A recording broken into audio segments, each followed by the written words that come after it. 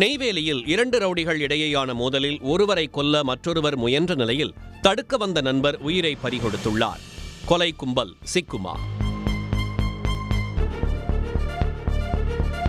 கடலூர் மாவட்டம் நெய்வேலி மாற்று குடியிருப்பு பகுதியைச் சேர்ந்தவர் 36 வயது ஆனந்தராஜ்.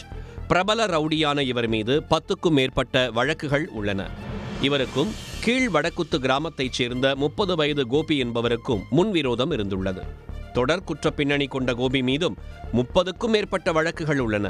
இந்நிலையில் ரவுடி ஆனந்தராஜ் அவரது நண்பர்கள் 5 பேருடன் நெய்வேலி வட்டம் 2 உள்ள மதுபான கடையில் மது வாங்கிக் கொண்டு அருகில் உள்ள மரத்தடியில் மது அருந்திக் கொண்டிருந்தார். இதனை அறிந்த ரவுடி கோபி மற்றும் அவரது கூட்டாளிகள் 10க்கும் மேற்பட்டவர்கள் ஆனந்தராஜ் மது அருந்தும் இடத்திற்கு சென்று சுற்றி வளைத்தனர். ஆனந்தராஜ் சுதாரிப்பதற்குள் அவரை சரமாரியாக வெட்டத் தொடங்கினர். இதனால் ஆனந்தராஜ் அங்கிருந்து தப்பியோட முயன்றார். ஆனால் ரவுடி கும்பல் விரட்டி அவரை வெட்டியுள்ளனர். அப்பொழுது அவருடன் மது அருந்திய அவரது நண்பர் நரேஷ்குமார் தடுக்க முயன்றபோது அவரையும் அந்த கும்பல் சரமாரியாக வெட்டியது. இதில் நரேஷ்குமார் சம்பவ இடத்திலேயே உயிரிழந்துள்ளார்.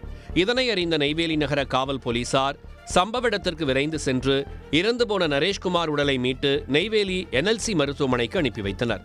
காயமடைந்த ஆனந்தராஜை முதலுதவி சிகிச்சைக்காக நெய்வேலி NLC மருத்துவமனையில் அனுமதிக்கப்பட்டு பின்னர் மேல் சிகிச்சைக்காக கடலூர் மருத்துவமனைக்கு அனுப்பி வைத்தனர்.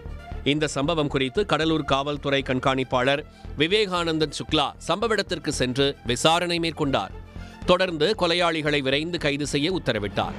ரவுடிகள் இடையேயான மோதலில் தடுக்க முயன்ற நண்பர் கொலை செய்யப்பட்ட சம்பவம் சோகத்தை ஏற்படுத்தி உள்ளது. உடனுக்குடன் செய்திகளை தெரிந்து கொள்ள சன் நியூஸ் பெல் ஐகானை கிளிக் பண்ணுங்க.